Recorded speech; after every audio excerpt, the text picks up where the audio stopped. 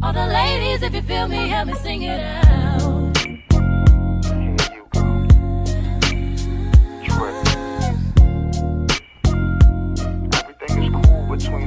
So if you're asking what is Motherhood is Magical, Motherhood is Magical is a blog that I started to express my feelings about motherhood and the journey of motherhood and what it means to me and the joys, the hard days, the hard times, my journey of coming into motherhood.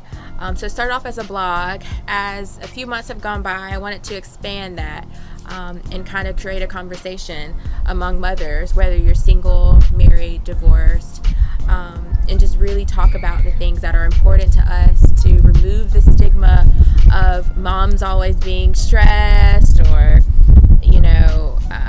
struggling or anything like that, especially as a single mom. Because I'm a single mom, I have a special place in my heart for this conversation because we're not all stressed, we're not all unhappy, we're not all struggling.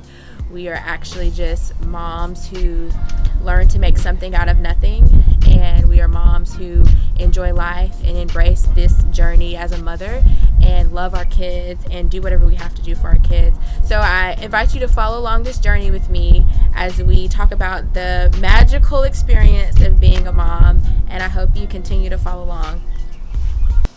Hello, so we are here for the Motherhood is Magical roundtable discussion with some of my mommy friends.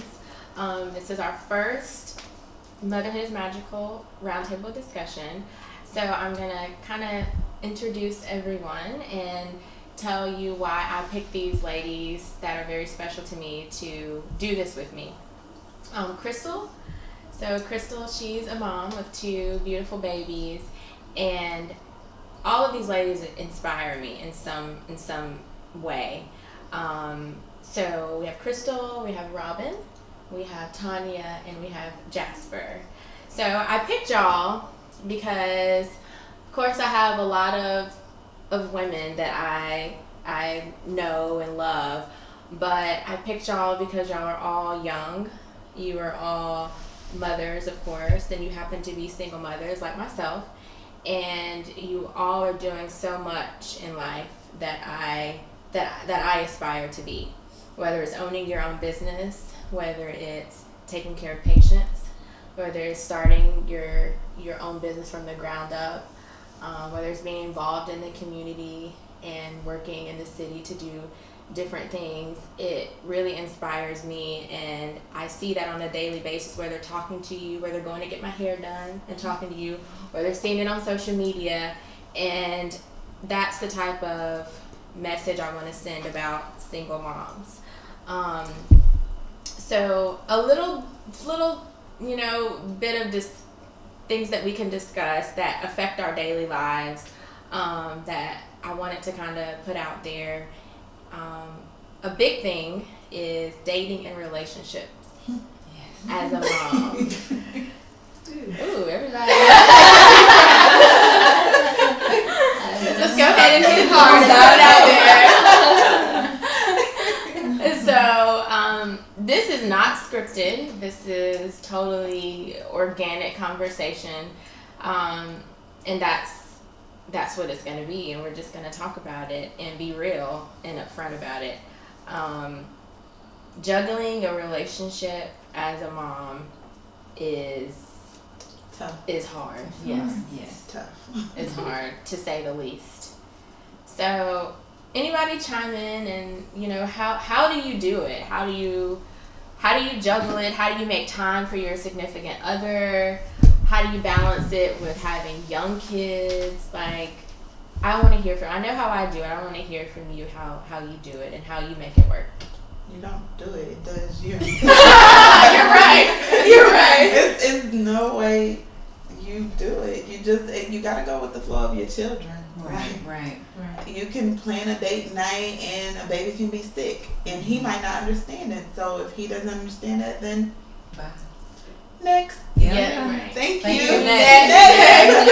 I think for me it was hard to actually go somewhere to find someone to date. Oh. Yes, that is number one. Yes. Right. Like where you go to find someone to date. And then when you finally find that person, like you said, you gotta find sitters. Yeah. Then the sitter don't work, then you gotta cancel a date. Yeah. And then there are times where my now boyfriend, there'd be like a week and a half before I allowed him to meet my kids that I wouldn't even see him because it was like, no, I got my kids, you can't. No, not yet. I want to make sure it's right. Yeah. But like what you said about that, it's hard to find out where to go. Yeah. In my past, I feel like I've probably been judged, but honestly, I have used the Tinder app or whatnot because I'm not a person that can just up and find someone to watch my kids. So I have used Tinder in the past, and because to me it was the same as going to the club and meeting someone, except for you get to read a little bit more about them if they're telling the truth and decide if you're going to go on a date with them, and then to me with having children and trying to date, you got to make sure it's worth it. Like, get dolled up. Exactly. Is this going to be worth it? It's going to be worth your time to even do that. Yeah, exactly. Because you're like, man, I could be spending time with my kids. Right. Exactly. If it's not going to be worth it, you know. So you gotta like coach yourself into even getting up and out, right? Because you gotta get yourself ready, you gotta get your kids ready, pack a bag. It's a lot. It's a lot. Yeah, and you're tired by the time you get to the date. Right. Exactly. Take a nap first. Yes. Before you even do that, definitely. Yes. So I know you was talking about the time that it takes to meet your children. That's important. Like, what's the longest time? Like, I went 9 months. My previous boyfriend 9 months before he could even meet my children. Yeah, I think it really kind of just depends on the person. Right. You have to kind of feel them out, use your motherly instincts to determine to me, that's what I did. Because I know, I'm not sure how long it was before I allowed him to meet my kids, but I know it was a while. It was like he was bringing food for dinner for us, but just meet me at the door. Like, so I don't know, but I feel like his sincerity, you have to kind of really feel a person and kind of see how their interactions with you and how they respond when you talk about your kids. That's it. Are you asking? Let me tell you, my current boyfriend now, I don't know, simple stuff, he spelled my child's name right. I was like, you get a little point for that. You spelled her name right, you get a little point for that or whatnot. I don't want to skip too far, but like going to church and stuff like that, I remember dropping my kids off to the children's daycare and meeting him upstairs in church. We would go to church and he would leave a little early, and then I would go and get my kids and we would leave because it was like it's not now is not the right time. And then choosing the setting in which they're going to meet is also important. To me, it's been easier to date someone who has children, who is like a full-time father, not every other weekend father. Being a really involved father, it makes it more comfortable for you to then introduce your children to their man. That's crazy. That's easier for you. My now he's a father, but he didn't have any children. So it was tough for me because he didn't understand. Yes, what I had to do. yeah. So he was a great man, Right. but when it came to my kids, it's like he didn't know how to react, or so it was tough. It was like, dang, but he's really good. Like, listen, can I ask about my kids? Well, the kids are in there. Right. You know what I'm saying? When we have phone conversations and stuff like that. But he did ask. He'll ask how they're doing, in school and stuff like that. But it was just tough because it's like, is he gonna know what to do?